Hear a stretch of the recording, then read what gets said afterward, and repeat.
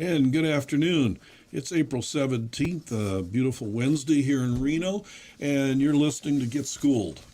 Today, Get Schooled on Education with Paul White and studio engineer Jan Hermson. Hello, Jan. Hey, nice to be here. Today's everything you need to know about what's wrong with our schools, what could be done about it, why the schools don't do anything about it. You're going to get a real angle on where do all these crazy activities that they do other than teach our kids come from. We're coming to you live on the LaRue Press Network on Rumble. We switched over.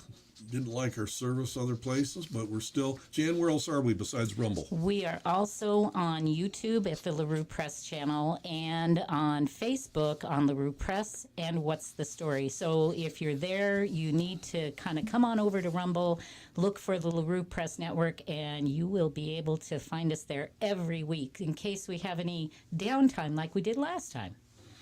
If you missed our show live today, it's in the archive. You can get it where it's being recorded. How do you find it, Jen? Well, I guess if they're listening to me, they've found it.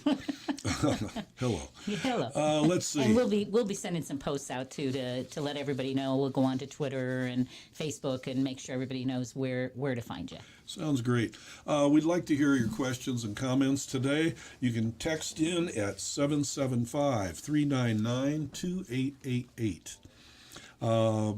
Questions and comments. Also, please, if you call in, tell us where you're listening from and tell us how the quality of it is. We're working to give you just the best production quality we can. Before we get to the education part, we're actually starting with a part that's in education. In the news currently.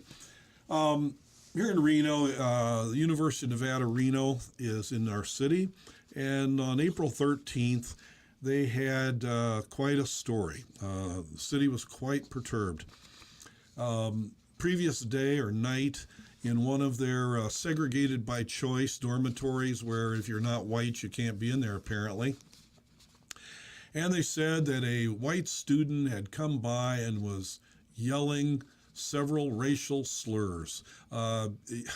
You know how ridiculous people are about identifying things. We talk every which way and then we say like, well, you know.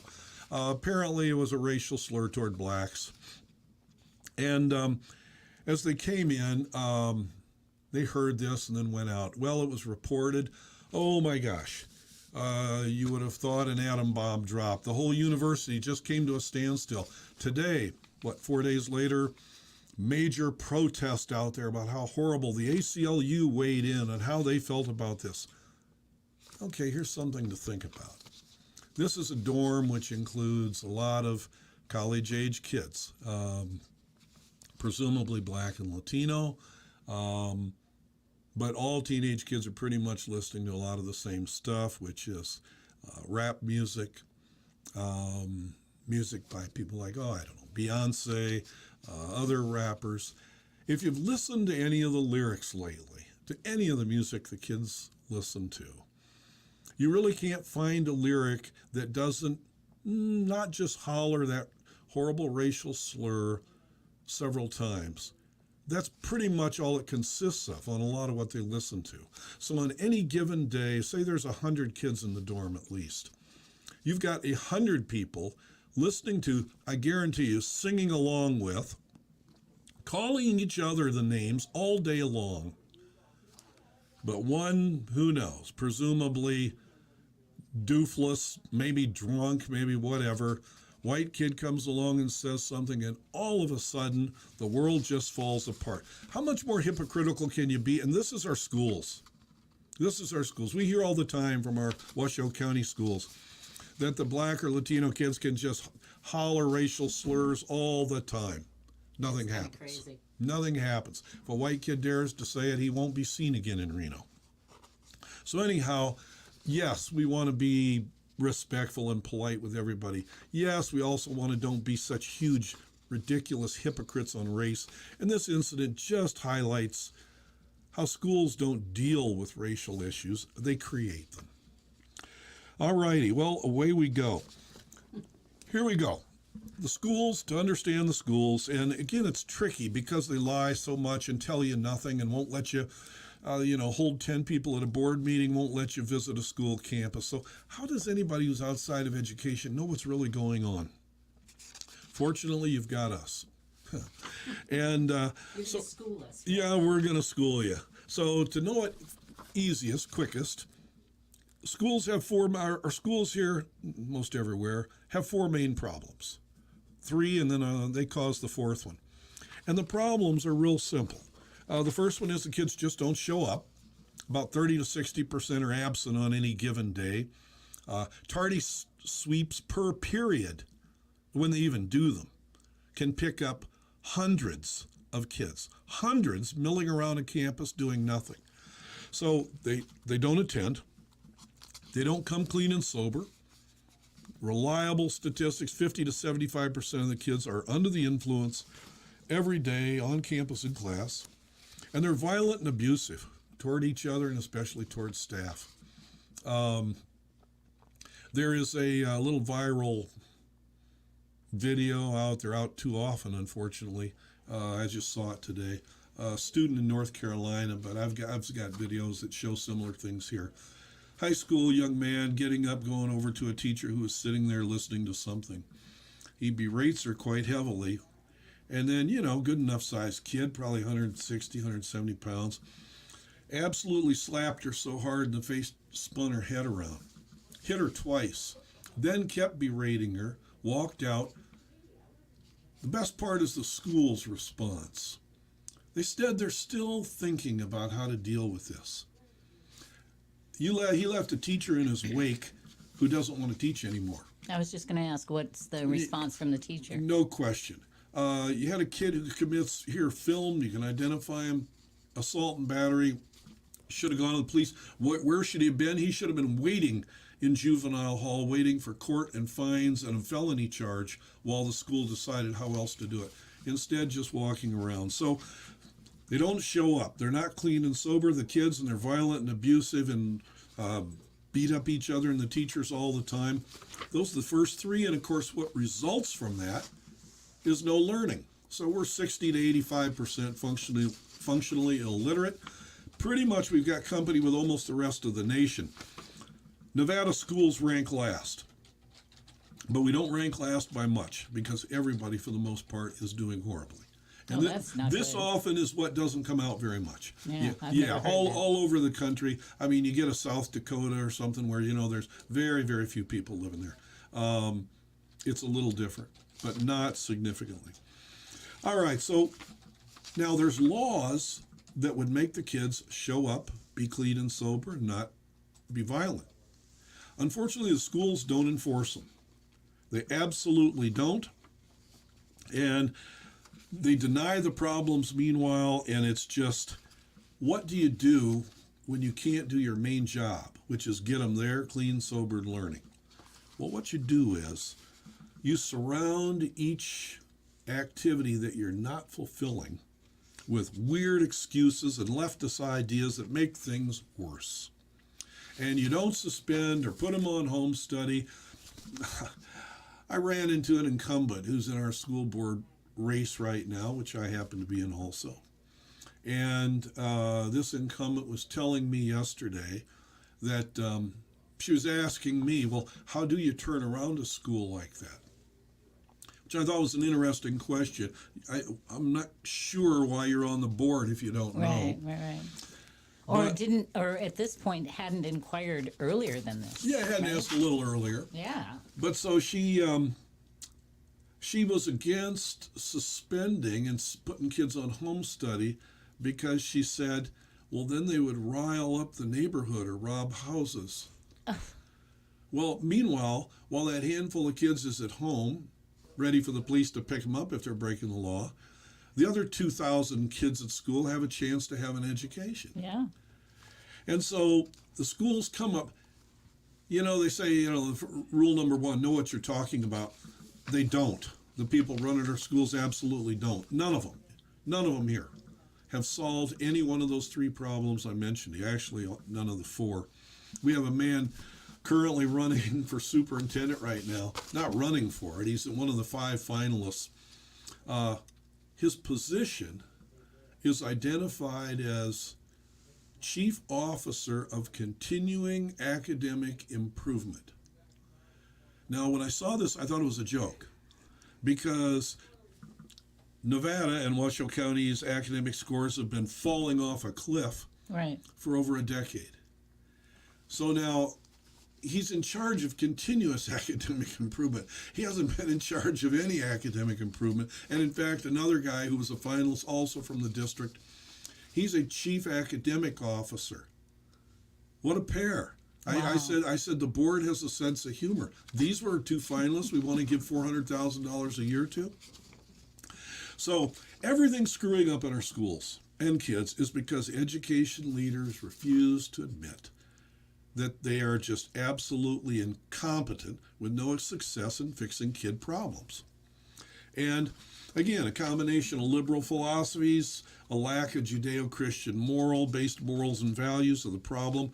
So I'm going to share with you, what have they replaced doing their job with? What are the things the school is really trying to make people believe is the purpose of schools? Now, I got to warn you, if you're in one of these jobs that's been created by the schools because they don't want to teach the kids anything, doing the ideas I'm going to tell you would cost a lot of jobs. A lot of people would be looking for something else to do. But I got to share with you a favorite quote of my first and best principal ever, Ellen Nims. She said the purpose of schools is to educate children, not to employ adults. We've lost sight of that. Go figure. Yeah, we're employing about 8,000 adults this morning as we sit here talking. Wow. Yeah, that's a lot. It is a Okay, so here we go. Well, what do they substitute for not teaching any kid, not having the kids learn anything academically? Anybody heard of credit recovery? Okay, so you want to pass a class, you want to get a worthless diploma from them after 12 years of sleeping and doping it up and beating up your teachers. And what do? Well, you don't go to class. You don't go all semester. Then you come in whining to a counselor about a week before the end of the semester. And you tell them, oh, I won't get my diploma, walking the stage, and all this nonsense that was relevant 50 years ago and means nothing today. And the counselor says, don't worry, we have credit recovery. So if you'll go to class for the next 4 or 5 days, and we'll give you an extra hour, maybe a day, of mimeograph sheets, copied sheets, or on little busy work on a computer. And if you'll do those, we'll give you a C+. Wow. This is a student who hasn't been to class all semester. And they come in there and do this, and this just happens all the time. The plus really makes me laugh. Didn't want to give them a C for doing nothing. Want to make it say they're even better than average, a little better. Wow. Well, it gets better. What's another one they do when they can't get kids to behave? Well, they created something called restorative discipline. And restorative discipline, how it works is, and we all practice it, if you were bad when you were a child and did something, mouthed off to your parents or did something you weren't supposed to, you might have gotten a smack alongside the head or a pop on the bottom if you go back a few years. And then later, your parents would talk to you about, why did you do that? Here's why you don't want to. Look what it caused, etc. And so you got two things that mattered. You got the point of impact reminder, stop. And then you got the thing to try to restore your sense of right and wrong to not doing it again. Well, restorative discipline says you don't really need that first part. You don't need any punishment for what they've done. So how it happens, let's say a child comes into class and a teacher tells them to stop sleeping and popping your gum and making out with your girlfriend in the back, and you turn around and really curse them and insult them. So she sends you out of the office, out of the classroom, down to the principal. And after school, in restorative discipline, and this is supposedly what the kind of discipline they want, after school, your mother, say, would come in with you, the student, and the teacher, and the principal. And the conference typically starts with principal turning to the teacher and saying, what do you think you did that made Johnny feel like he had to curse you and abuse you and humiliate you or threaten you in front of the whole class? That's the That's question how to they the roll. teacher. That's how they roll. Wow. And then they turn to Johnny and they say, "Well, why did you do that, Johnny?" He says, "Well, I didn't get to bed. I usually go to bed about 2 in the morning after watching TV all night and being at my girlfriend's house. And I didn't get much sleep last night. And I wasn't feeling good because I missed my breakfast. And the teacher didn't even ask me how I feel. She just went in, and it embarrassed me when she told me to turn around and shut my mouth and listen to do what I was supposed to be doing in class." And the principal then would turn back to the teacher and say, "Well, do you think next time when Johnny curses, humiliates, and defies you, do you think that you could ask him first if anything was bothering him today?" Wow. Well, you get the idea. Wow. You get the idea. Now, here's the thing. If they were going to have a conversation, you would have had it after Johnny would have been suspended for a few days and swore not to do this again, or after Johnny had been put on home study, depending on how bad it was. But they don't do that. They don't do that. And so here's the interesting thing. All these administrators and superintendent schools that have bought into restorative discipline, you'd say, well, where are the schools where it's working? It's an interesting theory, but with 500, 1,000, 2,000, 2,500 kids in a school, let's say at least a kid or two's acting up in about half the classes every period. Anybody want to guess how long you'd sit there having these conferences after school? It would come to a standstill. Oh yeah. Excuse me. Well, restorative discipline isn't working in any school anywhere in the known universe. There's not one school on record anywhere that adheres to a policy of restorative discipline, which makes you wonder why the Nevada legislature, in their wisdom, decreed that all schools will do this. Yeah, it does, It's worked, doesn't it? it's worked really well. Assaults and violence have gone through the roof in our schools.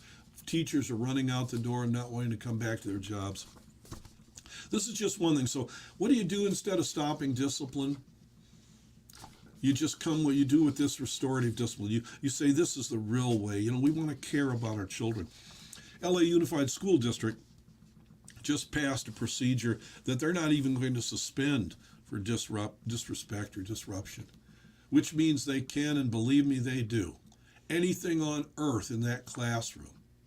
But if they're not raising a weapon or putting a book through a window or something, the school can't even suspend them. Well, I tell you what, if LA Unified School District was a stock, you'd want to divest now. Yes, exactly. Because what's left of it, and in the 600,000 students' lives it's ruining on a daily basis, this would be the last nail in the coffin. Can I ask a quick question, Please, Paul? please.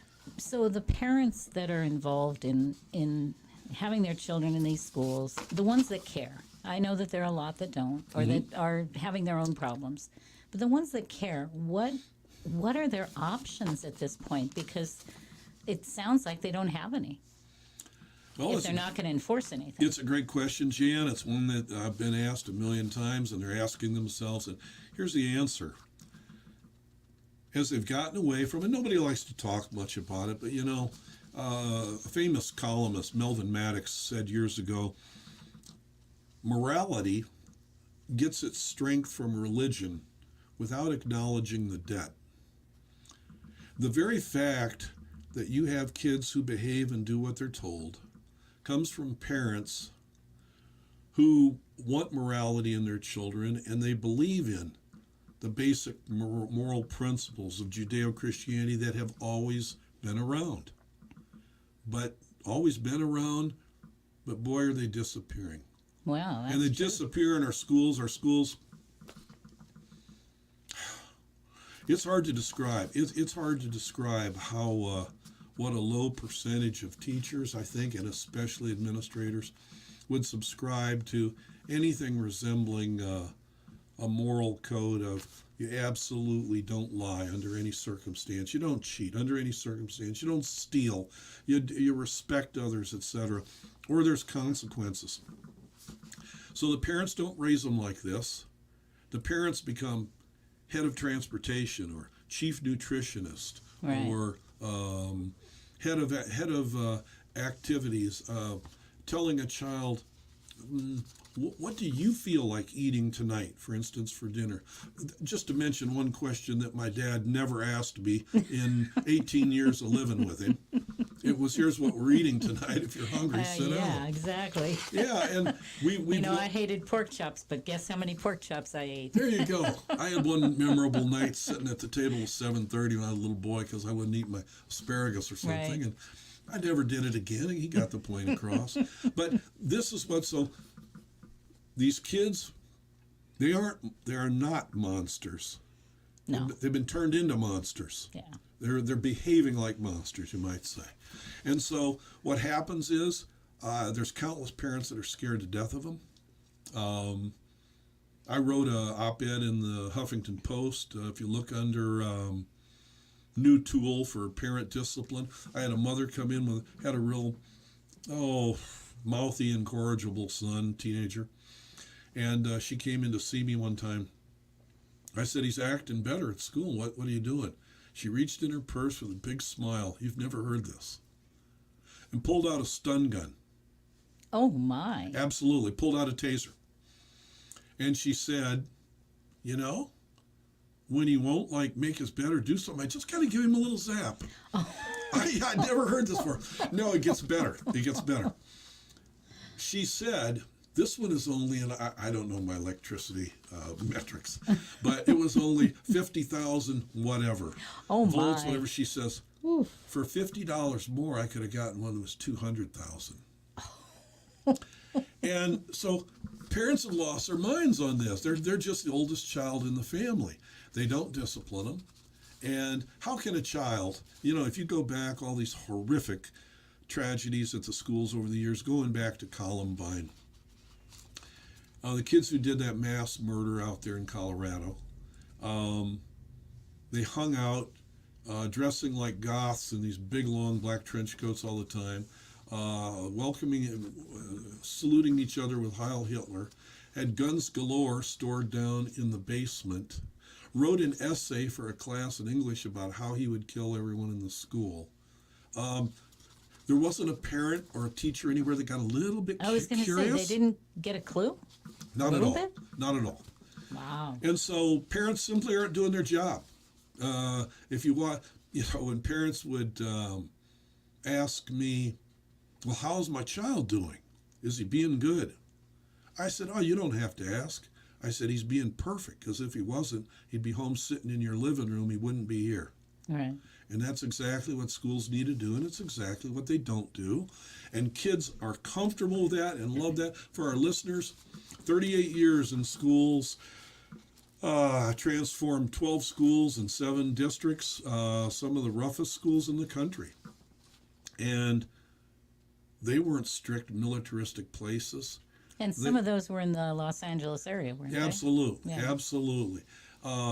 Laughing, fun, having a great time, kids learning a lot. But there was never a moment of doubt in their mind or mine who was in charge. And kids want that, and they need that. And we hurt them when we don't make them do the right way. Love them enough to make them do the right thing is what I tell parents. Right. So, yeah, and what's another thing they do with to avoid disciplining kids? Bullying. Bullying is certainly no fun. To have somebody try to intimidate you, punk you, whatever you want to say, for just to torment you. But did bullying just start a few years ago when this started? It's like that incident at UNR in the dorm. Should they have let it go? Absolutely not. Should they have sat down there instead of with the ACLU, sat down with the kids and said, it just doesn't belong. How about this music you're listening to? You guys talk like this all the time. Well, with bullying, a good principal, a child comes up and says, I've been bullied. He says, by who? So-and-so did it. Principal brings the 2 kids down there, tells the kid who did it, is that what you did? He admits it, says yes. Principal says, you apologize and you never do it again, or you're going to be sitting at home for days, weeks, months, forever. You can't do that. Boom, it's over. No, we don't do that. We start anti-bullying clubs. There's probably an anti-bullying flag somewhere flying around, somewhere in between the transgender and the pedophile flags that they would run, that they fly throughout the community. So you do two things when you have common sense in running a school. You would meet the need of the child who is being bullied. Of course, that shouldn't go on. But you don't make it sound like, you got to go to Bullying Anonymous for the rest of your life because you were damaged by what some kid. You explain to the kid he was an idiot. Who knows what's wrong with him? Like the saying, hurt people, whatever. And it would stop, and you'd save them both. The bully would stop, and the guy being bullied would be free and happy. But they don't do that. That's too normal. Well, I'm looking up, and I did find some anti-bullying programs in schools. Oh, sure. 23 plus best activities. Sure. Oh, yeah. Wow. Let's not teach them how to read. They'd have to put it on a video, Jan, because there's so 'cause they few of them couldn't read. Yeah. And they probably write essays about it and do art projects about how I felt when I got bullied. They're just the incredible stupidity of the people running these schools, because they haven't taught. The average superintendent hasn't seen a kid in a live class in anywhere from 15 to 30 years. And you simply possibly never had the touch even when they were doing it. But it's like they're ruining it. And again, they get the kids so distracted, and they get the community distracted. Well, speaking of a distraction, here's a good one. Some friends of ours are involved with this, Jan. Okay, recent times, libraries have had a problem. Started with public libraries. And these people wanted to do these drag queen story hours and stuff, which couldn't be more inappropriate, couldn't belong less, being given to young children to see men dressed in women's underwear and trying to make the kids see. In other words, no, the adult's got a legal right to dress any way he wants. Go ahead and do it. Who's at fault? Whoever's in charge of the library. Right. Who would say this, or parents who bring their kids because they think it's so great to encourage diversity. Well, where does the diversity stop?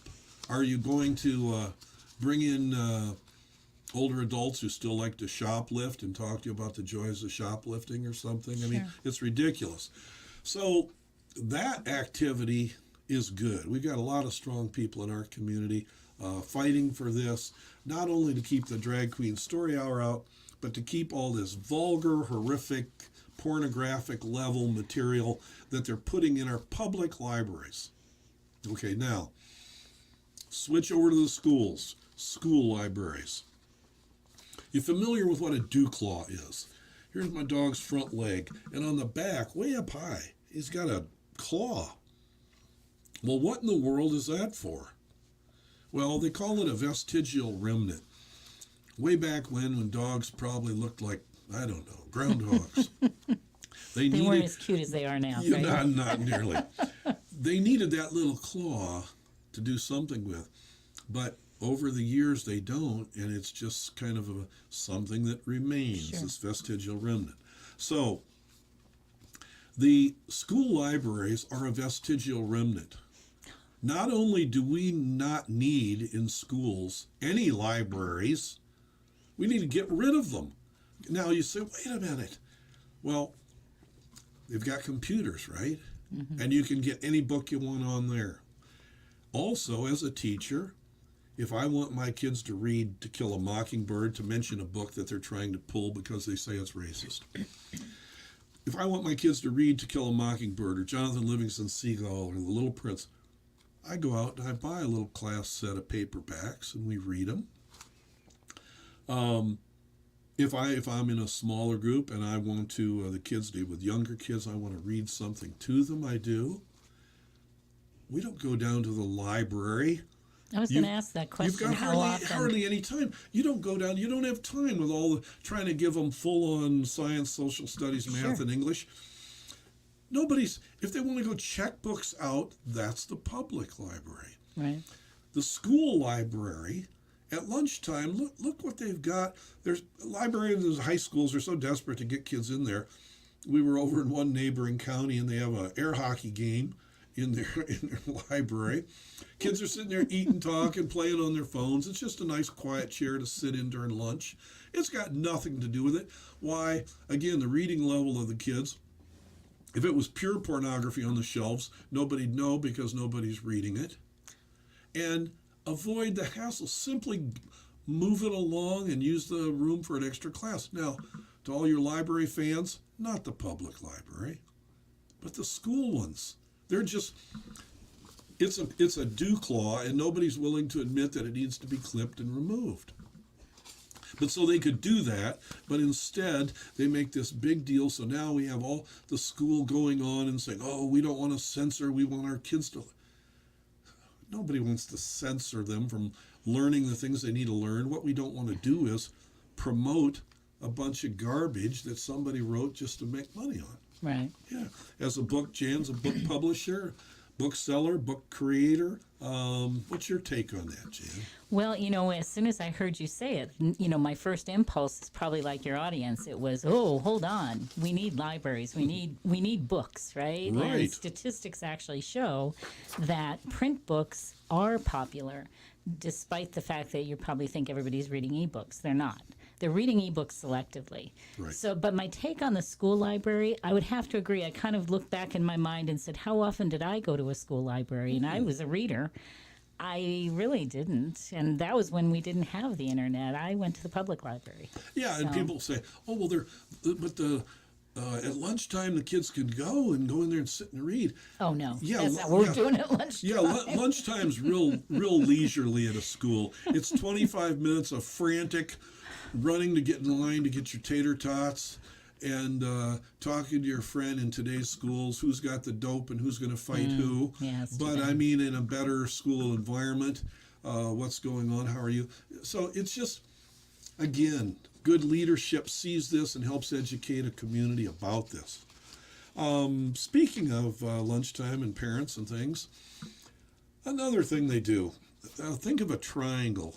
And the three spots on the triangle are the three parties that are involved in a child's education. And that would be the school, 1 point. That would be the teacher, another point. Or the school would be the teacher. Another point would be the student. Who would be the third part of the triangle? The parents. That's pretty important. Well, there's the point of the triangle that nobody talks about. Parents send their kids to school not at all, or late, or carrying drugs, or under the influence, or acting horrible. Nobody really gets older parents says you got to do your job or they're not going to be able to come here. Well, as I was told by this school board member referencing back yesterday, well, how do you stop that? I said you get a hold of the parent and you tell them they need to do their job or they're going to be seeing their kid every day on home study sitting at their kitchen table.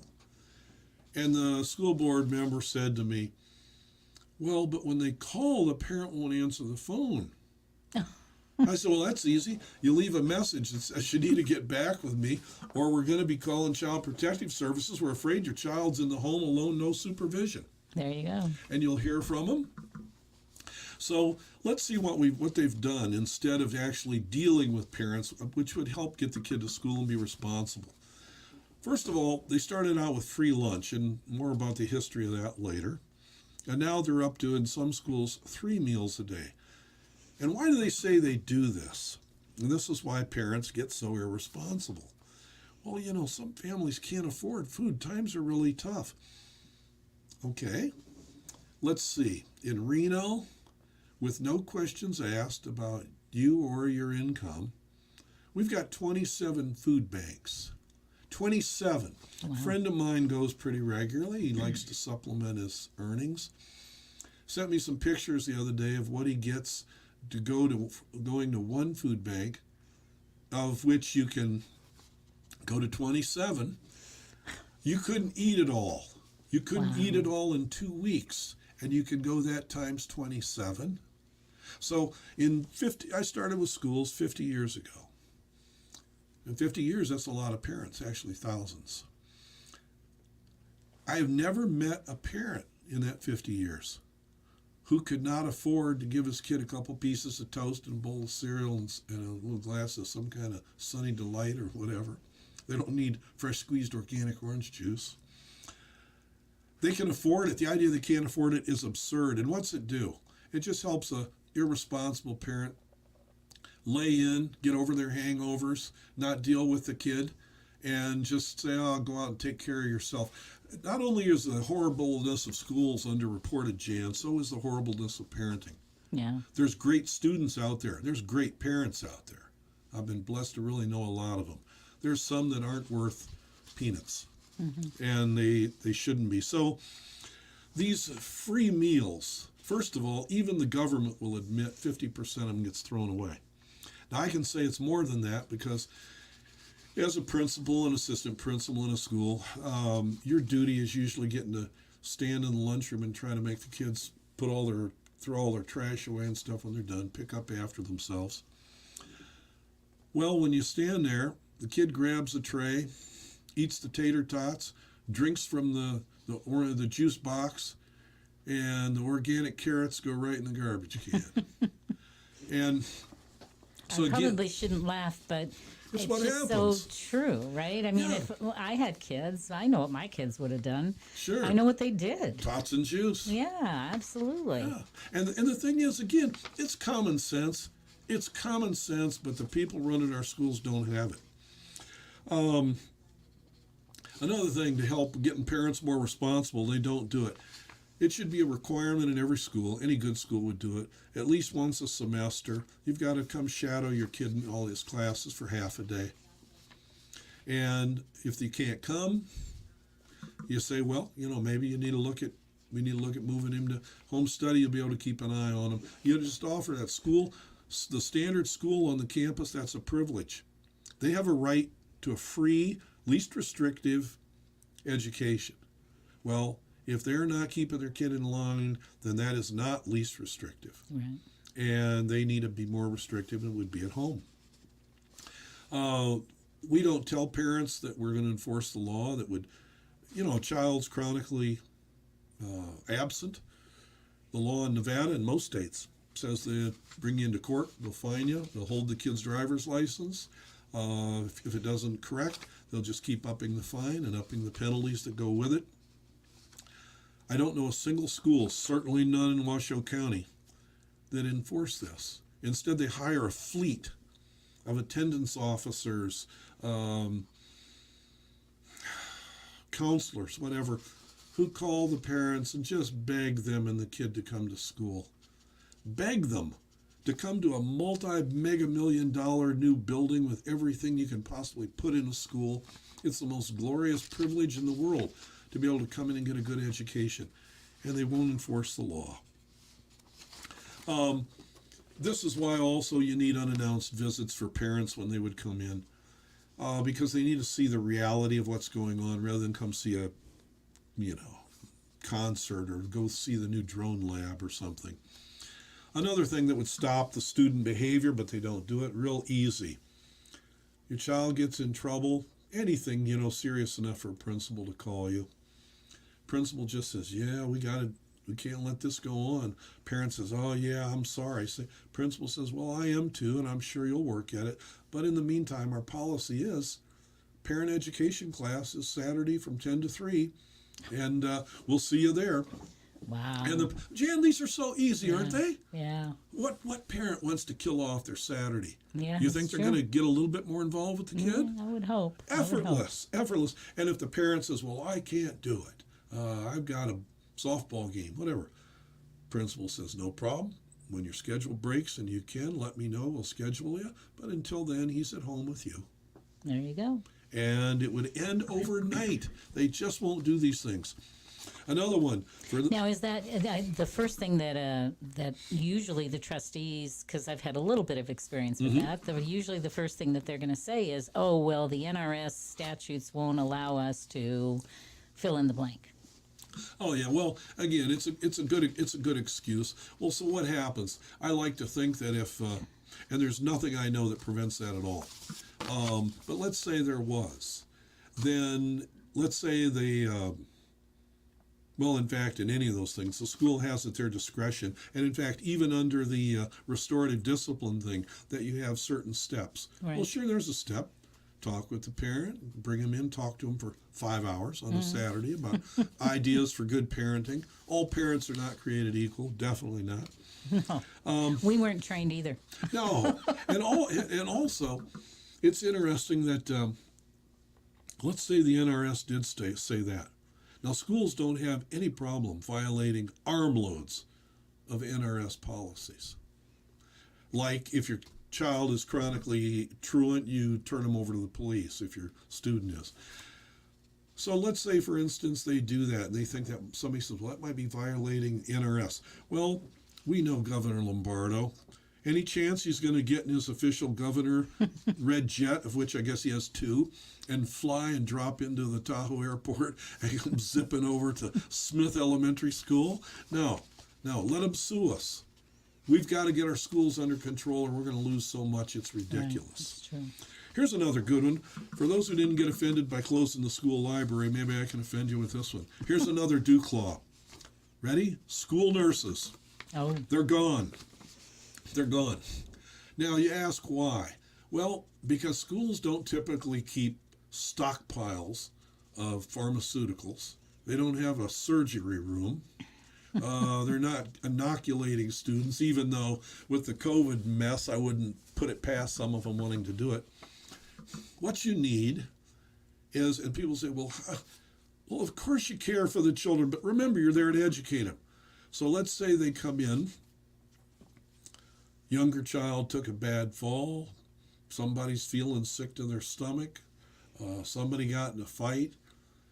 Well, you can have them lay down and rest a little bit.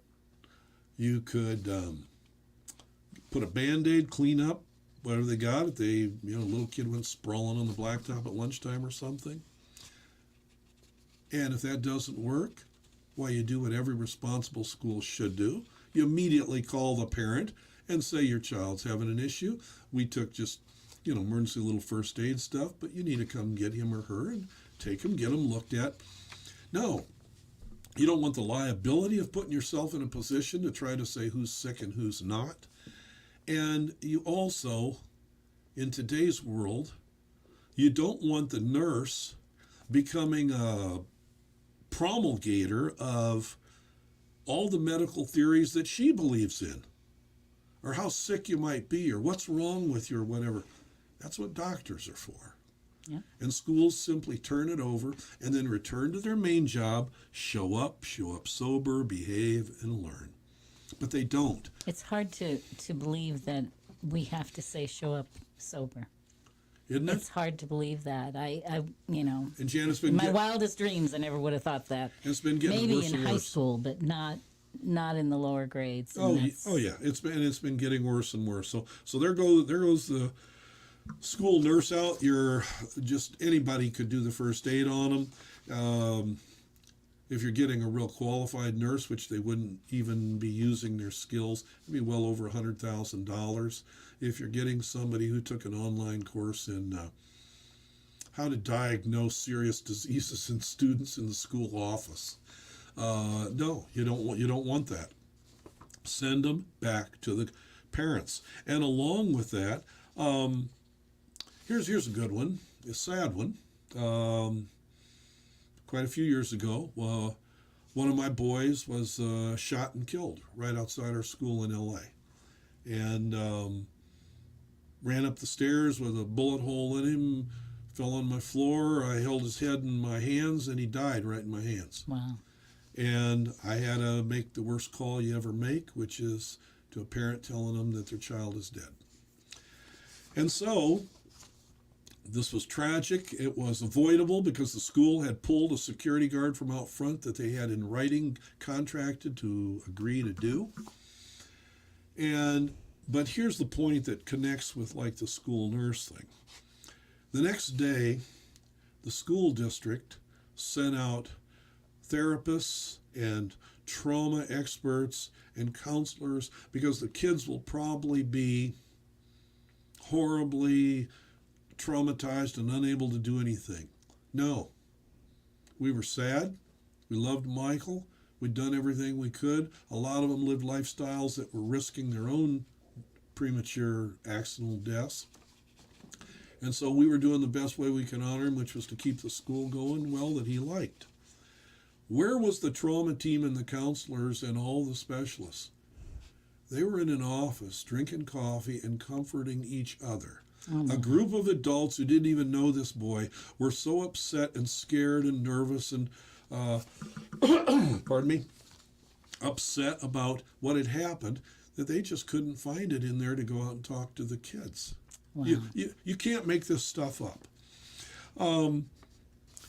Boy, I can't believe we've got so much stuff and I barely touched it. Yeah, you're running up on the clock here. Yeah, we're running up. We'd love to hear from you. Again, text in with questions, comments. You don't agree with what I'm saying, lay into me. I can take it. And we'll give you some good feedback. But anyhow, there is such a need. The biggest need for schools, again, is education. And I don't mean the kids knowing their times tables, important as that is.